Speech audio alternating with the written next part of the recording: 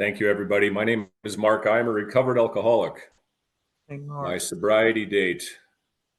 Can everyone hear me okay? Maybe just give me a wave. Okay, awesome. Sobriety date, September 6, 2013. I have a sponsor. His name is Chris R. out of Ingram, Texas. Chris has a sponsor. I sponsor men who sponsor other men. So September 6, 2013 is when I had my last drink of alcohol, but that is not when I came into Alcoholics Anonymous. I came into Alcoholics Anonymous considerably before that. I spent 7 years coming in and out, in and out, in and out as a chronic relapser. And I'll talk a little bit more about that as my story continues here. But September 6, 2013 is when my life changed. First of all, I would like to thank Grace Group. Thank you to everybody in wonderful Mississippi. This is not my first visit to you guys. It's wonderful to see everybody here in a Zoom meeting, make it through COVID and still be able to survive and thrive. And I know sometimes these meetings aren't overly large in the Zoom itself, but I know these meetings get recorded and I often hear them on podcasts. So there's some really great work being done here. And it's really good to see this group survive and thrive on Zoom. I've got a real respect for Zoom and the Zoom platform. It helped me not only through COVID, but it helped me considerably over the last 5 months. I just finished spending 5 months in Thailand, and I'll talk about that as we go along here as well. I got asked to speak here roughly about a week ago, and my knee-jerk reaction whenever I get asked to speak is to say no. And it's not because I don't want to be of service in Alcoholics Anonymous. It's this feeling within me that whenever I get asked, it's like, hey, you got the wrong guy, right?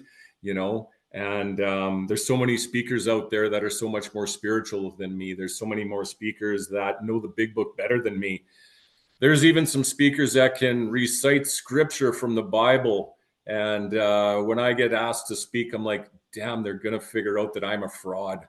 You know, they're going to figure out that I'm not the most spiritual of people that are out there. I'm not the most spiritual of members. And I try to be. I have been a seeker, you know, but you know, I sometimes just don't feel what some of the other members talk about or feel or recite.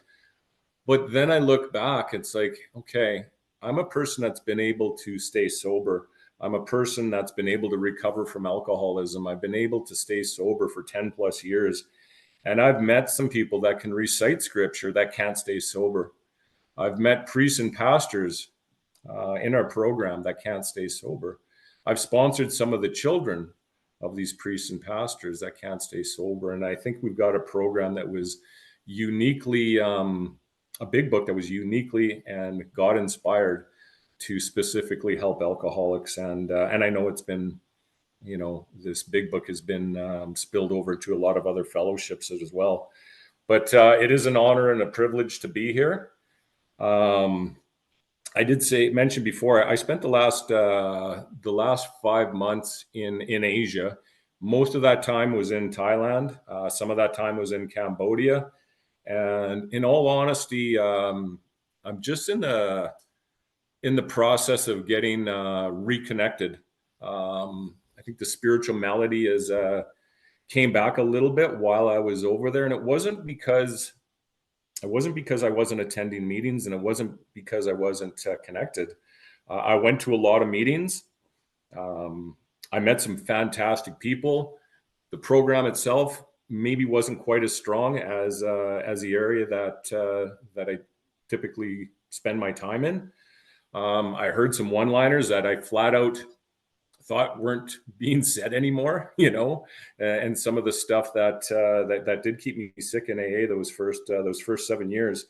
But as much as anything, while I was in Thailand, is there wasn't any newcomers. In 5 months of going to meetings there was one newcomer, right? And that's been the that's been the platform for my recovery is working with other alcoholics, and again, I'll talk about that a little bit more as I get into my talk. But one of the real benefits of getting over there and spending 5 months away from my home group in Asia is I got my anonymity back. In my hometown, I sponsor a lot of men who sponsor a lot of men, and sometimes you get put on a pedestal, and sometimes you become, or you think you become, the power, and the ego can sometimes take over, and maybe you don't learn anything new. So as much as anything, I got my anonymity back, and it was really good for me. There was a lot of old time sobriety there. If you were 10 to 15 years, you were the newcomer there. There was a lot of long-term sobriety. So that was good. I mean, the last thing I ever want to be is a big deal in Alcoholics Anonymous. It's not a good place to be, and it's not a good place to put any speaker, and I once heard being a big deal in Alcoholics Anonymous is like being voted most likely to succeed in your prison block. It's just not that big of a deal, right? So it was good for me to get my anonymity back. There's a couple things that got affirmed with me that I already knew, but as I do more and more traveling and I hit different meetings from all over the world, there's a couple things that got affirmed for me or reaffirmed for me that I already knew. Is that Alcoholics Anonymous is absolutely filled with hard drinkers. And the big book talks about a very specific difference between a hard drinker and a real alcoholic, And a lot of these hard drinkers, they were on my resentment list for many years because they go to meetings, they have a cup of coffee, they do an AA hug, they don't work any steps, they don't really do anything besides share their feelings, and they're happy, right? And when I was coming in and out of Alcoholics Anonymous for a long period of time, I wanted to be like that. I wanted just to attend meetings. I didn't want to go and do any work, and I wanted to be like the hard drinkers and just go to meetings and be happy. But that's not what I am. I am the real alcoholic, as explained on page 21 of our big book. The other thing that I really that got reaffirmed for me, though, too, is we often talk about the alcoholic that still suffers. And I think for so many of us, we steer towards the newcomer. It's like the alcoholic that still suffers is the newcomer. And that's definitely not the case. I've met many, many men and women that double-digit sobriety, 10 years, 15 years, 20 years, more than 20 years, that aren't doing okay. The spiritual malady is running amok. And I know many of them are contemplating suicide on a daily basis, right? So the alcoholic that still suffers is often the person that's been around Alcoholics Anonymous for a very, very long time. And I think we got to pay attention to that, right? That sometimes maybe not just look for the newcomer that's suffering, but look for the old timer that might be suffering too. And maybe that person can have a new experience with some of this work, right? I am from Medicine Hat, Alberta, Canada. And for those of you that don't know where that is, that's about 100 miles north of the Montana border. I did hear a few of you mention Paige's name. She lives in Calgary. That's just north of me, but I live very, very close to the Montana border. I live in an area that's it's a rougher city. It's a rougher province. If there was a state that would be comparable to Alberta, it would be Texas. There's lots of guns. There's lots of big trucks. Oil and gas is really, really prevalent in my province, and a lot of the people that live here, they work hard and they play hard and they drink hard, right? So I do want to touch on the big book here. There's some really cool information around the big book that I want to touch on. The big book just turned 85 years old on April the 10th. And the big book, the actual name of the big book is Alcoholics Anonymous. The short version of it has been renamed the big book. Turned 85 years, April the 10th. And I do want to share a little bit of information around the big book, because I think sometimes we don't realize just how important of a book that this is and just how widespread that it is. There's been 40 million copies of the big book that's been sold. It's been translated into 71 languages and has a presence in 170 countries. 227 anonymous fellowships have picked up the 12 steps and the 12 traditions. Don't get me to name them. I can name maybe 10. But I think that's absolutely amazing that there's been so many anonymous fellowships that have picked up the 12 steps and the 12 traditions, right? That each of them has a different problem that they're powerless over and who they carry the message to.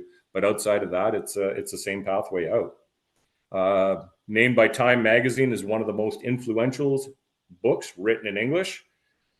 The Library of Congress named this book as one of the books that helped shape America, and arguably the most important thing to happen in the 20th century. Millions of lives have been saved by not only the message in this big book, but the directions and the actions in this big book. And I have my big book here, and if you can see it, it's got some use. It's bound together by duct tape. It's old. It's falling apart. And I always make the joke that I spent $50,000 on this $10 big book. And what I mean by that is that $50,000 is what I spent trying not to be in Alcoholics Anonymous. Counselors, treatment centers, doctors, private coaches. Tony Robbins even got some of that money, right? So I spent a lot of money on my $10 big book. I paid for my membership here. I paid for my seat in Alcoholics Anonymous. And I like to steer back that question to anyone that's listening here today is, what did your big book cost you? And not just monetary, but in lost opportunities, in ended relationships, in illness. This is an absolutely amazing and an exclusive membership. And I know I paid for my seat here, and I'm sure you did as well, and I'm happy to be here. I started drinking at roughly about the age of 12. Like I said, I'm born in Medicine Hat, Alberta, Canada. My life on paper looked really, really good. I spent many years as a golf professional. I had a successful business. A real estate investor. I worked a number of years in the oil and gas industry. On the brochure, I looked really good, right? But there was an internal condition within me that I never quite felt right inside, and that's one of the things with my family, especially in the men. We bonded through drinking, whether it was us being on the golf course, whether it was us doing family gatherings. It's one of the big things, not just within my family, but within the province and with a lot of the occupations that I had. We bonded through drinking. That's how we showed love. We showed love through alcohol. And there were some pockets even within my own province. There's a bit of a change now. I think the culture is changing. But I mean, if you didn't drink, you were shamed, right? You were pointed out. You were a loser. You were a pussy, and you were shamed as being weak. And I think that culture is starting to change, and it is good to see. I'm not going to talk a whole pile about my war story. The war story, at least in my eyes, it's not a qualifying factor, and it's not the thing that makes me an alcoholic. If anything, I think a lot of these war stories, they don't bring us together. I think they pull us apart. And I know that was one of the things that I experienced in those 7 years of coming in and out of Alcoholics Anonymous, because I would hear things like, I'm an alcoholic because I live under a bridge. Like, well, I don't live under a bridge. Maybe I'm not an alcoholic. Or I'm an alcoholic because I got 15 years in prison. I'm like, well, I haven't been in prison for 15 years. Maybe I'm not an alcoholic. Or I'm an alcoholic because I got 4 DUIs. It's like, maybe I don't belong here, right? So I'm not going to talk too much about my war story. I might touch on a couple things a little bit on where my allergy took me, but personally, I don't think the war stories bring together. I think they pull us apart. And the things that do bring us together, and I want to talk a little bit about the illness of alcoholism tonight and how that relates to me, and what is the problem that I actually suffer from. Because I know that I spent many years with doctors and in treatment centers, and I'd been diagnosed with ADHD and ADD and bipolar and manic and depressed and been given all the meds and you name it, right? And I remember going through the doctor's opinion finally with a qualified sponsor. And I just remember going through it and I'm like, just listening, I'm like, oh my God, it's like the gates of hell finally opened. I'm like, that's what I am, right? I'm not bipolar. I'm not depressed. I'm not crazy. And I know some other people suffer from other ailments, and I'm not trying to minimize that in any way, but it wasn't my experience, right? I remember going through the doctor's opinion with a qualified sponsor. And I'm like, that's what I am, right? That is what I suffer from. And I suffer from a twofold illness. I've got, well, a threefold illness. I got two qualifying factors though. And the first thing is I got a physical allergy to alcohol, right? I process ethyl alcohol differently than the average person. When I add alcohol into my system has a abnormal reaction, right? How that looks like for me, and the big book calls it the phenomenon of craving. My understanding is they called it the phenomenon back in 1939 is because at the time they couldn't prove up metabolism. But apparently that there's been some really good studies that has now proved up this theory that at the time was called a phenomenon because they couldn't prove up metabolism. But I suffer from an illness where if I add alcohol to my system processes the ethyl alcohol differently than the average person, and I break out in a yearning for more alcohol. So how this looks like for me is my intent is to have one or two drinks, and I'll have 5, or I'll have 10, or I'll have 20, or I'll have 20 and call my dealer, go to a casino, might end up on an airplane, might be doing a whole pile of outside issues for days on end, peeking out the windows, seeing if the police are coming, right? And you may have already noticed I do have some outside issues in addition with the alcohol, right? But what ends up happening with me is my intent is to have one or two, and I used to get the odd win when I was younger. But as I got a little bit older, I would put ethyl alcohol in my system, and I am no longer in control. The gorilla now has the wheel, and I don't know what we're going to do that night. I have now become a passenger, right? I am not sure if we're going to go from hours on end. I am not going to sure if I'm going to be peeking out my window by myself, or if I'm going to be in some sort of a bizarre escapade, right? I don't know. But the thing is, if this was just purely a one part problem, the big book would just be one line: just don't drink, cut it out, stop, right? No different than if I had an allergy to peanuts or an allergy to strawberries. Real simple solution: cut it out, just stop, right? I wouldn't be trying to figure out a changing my brands of strawberries. I wouldn't be just tapering down on my strawberries. I wouldn't just be having strawberries on the weekend, right? If I know that I have an abnormal reaction and bad stuff happens, I cut it out, which takes me to the second problem of our illness and where the main problem arises. The main problem centers in the mind and not the body, right? And it's like a strange mental blank spot. It's like a sober blackout. I can't bring into my consciousness with sufficient force the memory and the suffering or even a week or a month ago.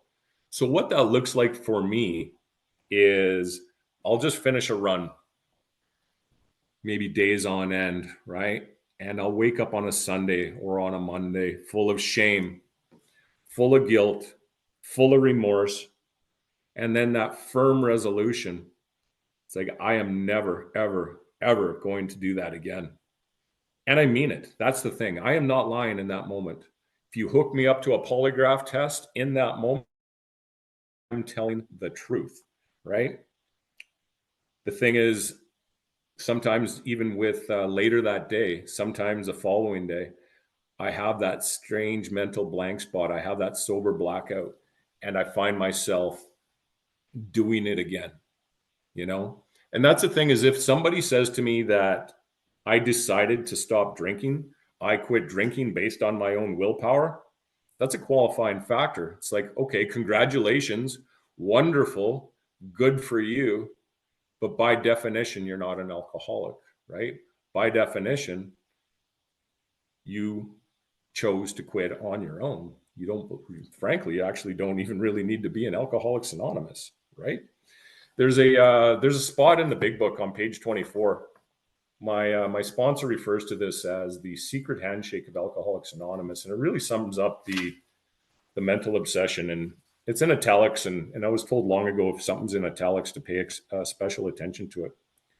The fact is that most alcoholics, for reasons yet obscure, have lost the power of choice in drink.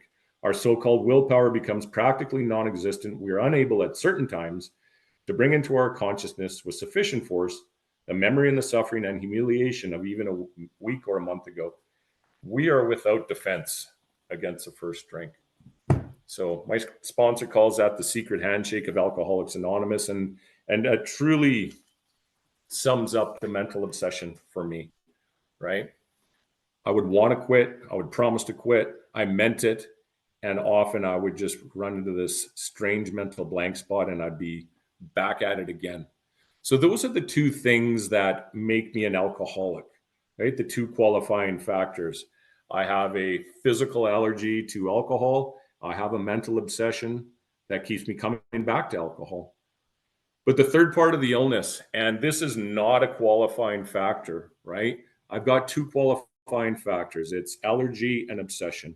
The third part is a spiritual malady. And the spiritual malady is not owned by alcoholics, right? This is part of the human condition.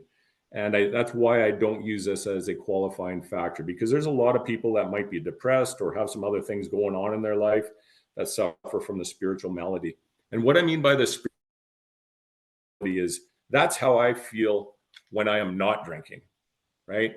I started drinking at the age, I think it was right around 11 or 12 years old. If I think back, I probably needed one when I was 6, because that's about how far back I can remember when I didn't feel okay inside. I felt lonely in groups of people. I felt lonely in family gatherings. I didn't feel like I fit in anywhere. No matter what I accomplished, no matter what I did, it was never enough, and I always felt alone. Alcohol treated my alcoholism. Alcohol took that all away. Alcohol made me better for a period of time. Alcohol made me better until it quit working, right? It took away the fear. I was not afraid to talk to women. I was not afraid to fight. I was better in business, but there becomes this tipping point where it's no longer working for me. And that's when things got really dark and really crazy. And it was like a state of purgatory when I knew that I couldn't drink anymore, but I also knew that I couldn't not drink anymore. But there was, my sponsors always taught me to turn statements into questions in regards to the spiritual malady, or a number of different things in the big book. And he asked me a few questions, and they were the bedevilments over on page 52. And he said, were you having trouble in personal relationships? I'm like, yep. Were you having trouble controlling your personal nature or your emotional nature? I'm like, yeah. Were you prey to misery and depression? Like, yeah. Were you having trouble making a living? Yeah. Did you have a feeling of uselessness? Yes. Were you full of fear? Yes. Were you unhappy? Yes. Were you having trouble being of real help to other people? Yeah. Right. That's what alcohol treated. Alcohol made me feel better until it quit working. That's how I feel in a sober state.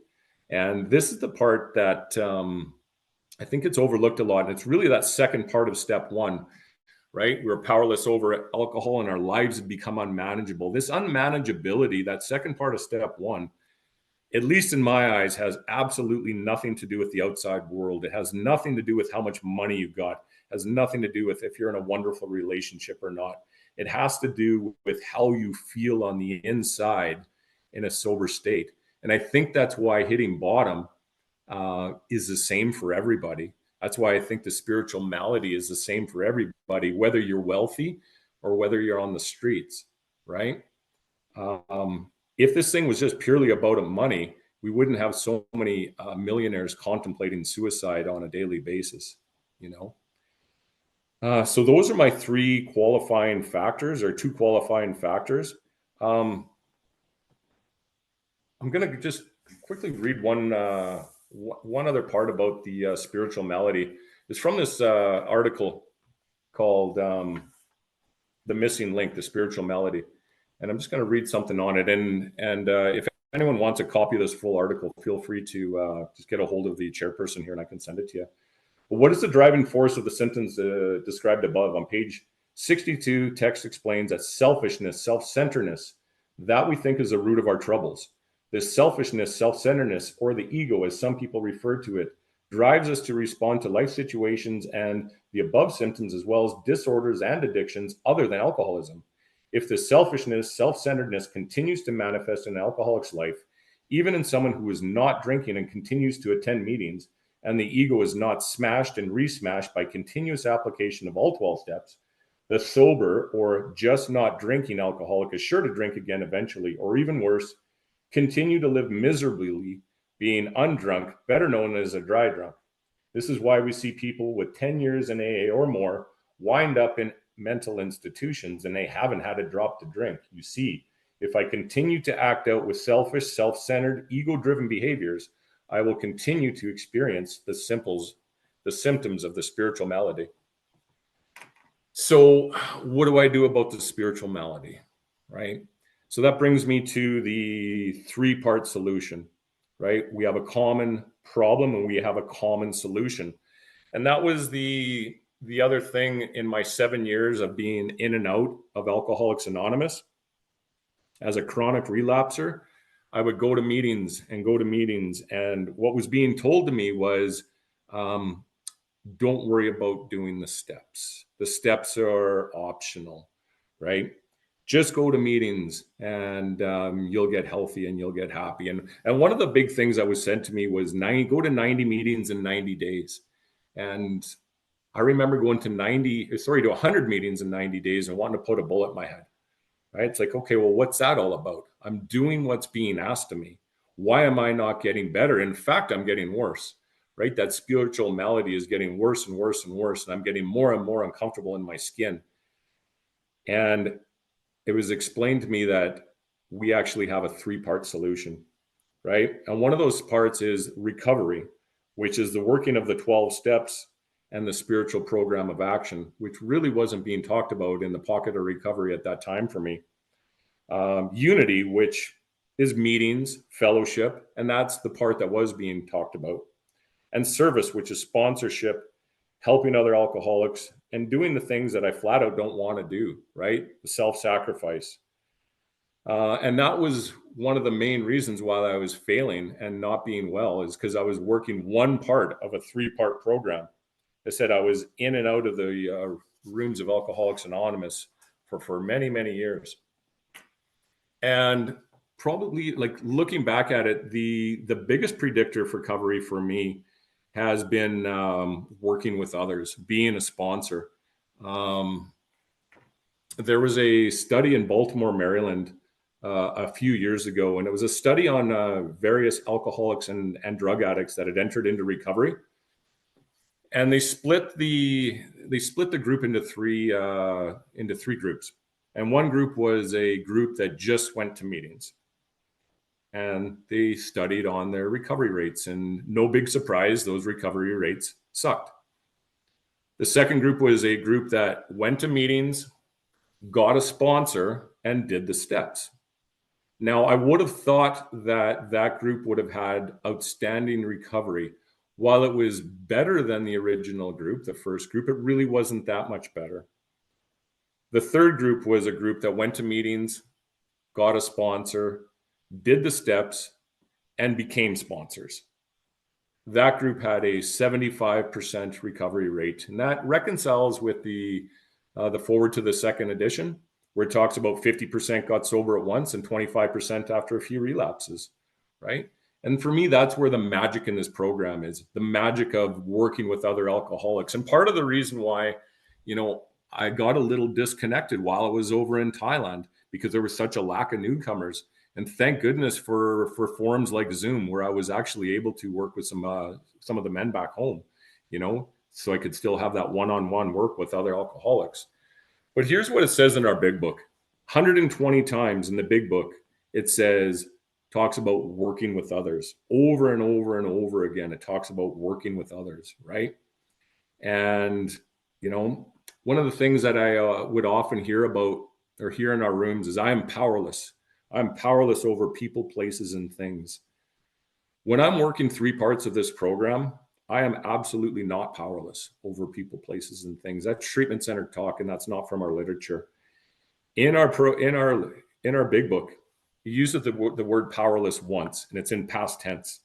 80 times it talks about power, right? Getting power. Now, I don't have control over people, places, and things, but I am not powerless. I can go and walk earth a free person. I can do what I want to do.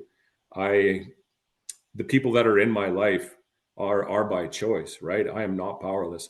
But how do I get that power? In particular, for me, it's working one-on-one with other alcoholics, right? So when I need power, or if I'm feeling blocked from the power of God, my go-to is always finding another alcoholic to work with, right? How am I doing for time here? I'm going to talk just a little bit about hitting my bottom. So I was in and out of Alcoholics Anonymous for a number of years, but I hit my external bottom in my 30s. And what I mean by my external bottom is, I was broke. I was living in my friend's basement on a blow-up mattress. A girl had just left me.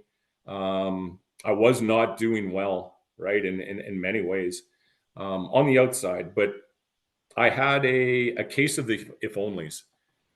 If only I could just get that girl. If only I could just get that truck. If I could just get that house. If only I could just have so much money, right? And through some hard work, a change of career, and maybe a little bit of good luck, I got everything that was in my if onlys. I got everything that society told me I ever wanted or needed. And that's when I hit my true bottom. I was in Maui. I was with a beautiful woman. I had everything I thought I ever wanted, right? I had a number of rental properties, a beautiful woman, some money in the bank, a nice house, a nice truck. I had everything society told me I ever wanted or needed. And I remember looking in the mirror and I'm like, crap, it's still there, right? That spiritual malady, that's uncomfortable feeling in my sober state. For me, that was significantly worse than my outside bottom, my material bottom, my external bottom, right? This is a bottom which was like, what do I do now? And at that time, things started getting worse and worse and worse. I could not stop drinking. And only even worse, when I wasn't drinking, I had these feelings of impending doom. And I think with everybody, they have a defining moment within seconds and inches, where your life changes forever. Whether somebody might walk into your meeting, you might have you turn left instead of turning right. Somebody might wander into your treatment center and speak. But something happens in most people that I've ever talked to that have any kind of lengthy recovery that changed their life forever. And like I said, I'd hit my spiritual bottom. I was not doing well whatsoever. And I just remember starting to do the Lord's Prayer, right? Because I thought I had these feelings of impending doom, and I thought I was going to die every minute of every day for a matter of almost a month. And I did not know what was going on to me. And I remember going to the doctors and getting this blood work done, and they're going, "You're fine," right? And I'm like, "I'm not fine." I didn't know what was going on.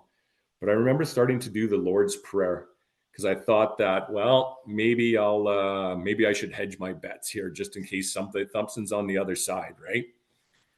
And what had happened to me is I started to do the Lord's Prayer, and I found an online meeting of Alcoholics Anonymous that was like no other meeting that I've ever experienced before. Um, this is before Zoom was cool, right? This is before online meetings were popular. And it was just purely a chance meeting that I had run into this online group. And it was a hardcore group of fundamentalists that cared more about my life than my feelings.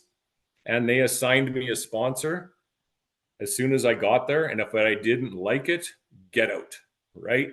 And of course, I was offended because I'm easily offended. I'm an alcoholic, but I was also intrigued and I was also desperate. And I got assigned a sponsor that day. And I started to work the steps that day. And my life changed dramatically quickly. You know, that was one of the things that I was told is take your time to work the steps. Take your time to work the steps. Well, we did the steps with this group in approximately 2 to 3 weeks. And my life had changed dramatically. And I remember the sponsor that I had worked with, and it was a female out of New York, and she hammered home the absolute necessity of working with others, not when I'm feeling well, in particular when I'm not feeling good, in particular when the spiritual malady is running amok, right? And that's one of the paradoxes in this program is I don't go and work with others when I feel better. I feel better by working with other alcoholics, right? And the pocket of recovery that I was in my city at the time, the sponsor was like a life coach. Come to me with all your problems. It was a little bit sick and it was a little bit codependent, right? And, you know, you'd even call your sponsor to see if it was okay to date somebody, or they might even pick your colored socks out in the morning, you know. But I remember going to my this sponsor that I had in New York. Her name was Anne, and it was usually relationship drama that I would go with her with, right? It's like, you know, my sponsor will figure out this drama for me, this relationship drama, because that's typically where I get the most twisted up in recovery over. And she would always say the same thing to me. Did you work with another alcoholic today? And if the answer was no, click in the dial tone, right? So it taught me, and I don't do that with the people that I sponsor yet, right? But I may get there, because what it taught me is I was a brilliant manipulator. I was a brilliant liar, and I was absolutely attached in the bondage of self. You know, poor me, poor me, poor me. And what it taught me is my pathway out of this is working with other alcoholics. I need long breaks from me. I wake up thinking about me. I think about me all during the day, and I go to bed thinking about me, right? The best way for me to get away from me is to shelve me, put my problems off to the side, and go work with another alcoholic, right? And not to be attached to the results. You know, some are going to get it and some are not going to get it, right? And that was and that's been an amazing thing that's worked for me even to this day. You know, that's my go-to. Prayer's good, meditation's good, meetings are good, inventory is good, making amends is good, but nothing will ensure immunity than intensive work with another alcoholic. It works when everything else fails, and that is still my go-to, right? What are we at here for time? So I'm just going to quickly talk about what my life is like now. My life has got purpose. My life has got meaning. I've been able to watch a fellowship grow up around me in my hometown. Right? It's been absolutely amazing to see. I've got friends from all over the world, you know, thanks to the fellowship and thanks to the Zoom, and it's just an absolutely amazing place that I can travel anywhere in this world and be part of this the greatest show on earth, right? That I can go online and find a meeting, usually within a few hours and within a few miles, right? an absolutely amazing worldwide fellowship that I can stay connected no matter where I am. I can walk earth a free person. I can travel. I can do things. You know, the big book's very, very clear that we don't have to hide in our basements. And I don't think that's why God got me sober, is to hide in my basement with his big, long trigger list, you know? My main trigger was oxygen. As long as I was breathing, I was triggered, right? And that's one of the things my sponsors taught me is trigger is the name of a horse and it's dead, right? You got a good, solid program. You can walk earth a free person. You can do things. You can go have a cool and amazing life. But I have to be centered in the middle of the circle and the triangle. And if the spiritual malady starts to come back, and if I start getting a little bit twisted up in my skin, it's usually one part of that circle and the triangle that I'm not working, you know, and I can get reconnected and I can get back connected, you know. But as much as anything, I mean, recovery is easy when things are awesome. Recovery is easy if I'm making money in an awesome relationship, but what are you going to do when someone dies? What are you going to do when he leaves or she leaves or the divorce happens, right? Or there's illness. This is what this program has taught me is, you know, I can be recovered alcoholic even when things are bad. I can be removed from the obsession to drink even when things are bad, not just when things are good. And I remember when, for me, it was years 2 and 4 in sobriety. My mom had died.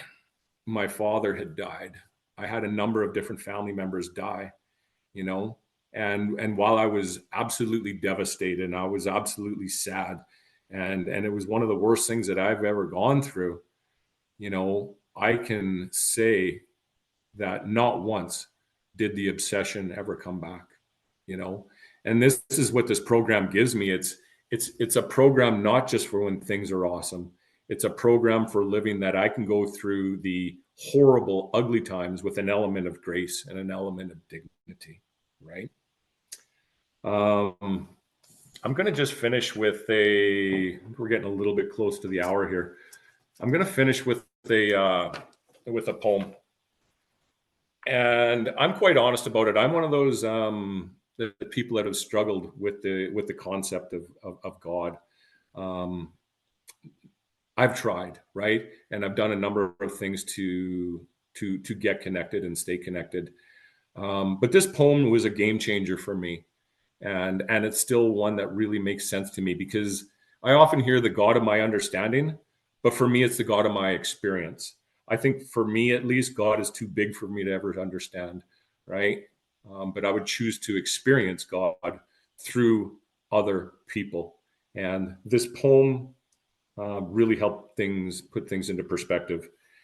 And it's from Tom B. Jr. He's passed on now. The journey of life is a search for home and God, but in order to find either, we must follow a good path, which may for a time seem to be an indirect route. Yet even though the route may seem indirect, it is the most direct. Confusing?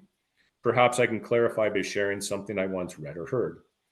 I sought my soul eluded me. I sought my God I could not see. I sought my brother, and I found all three. And so it is.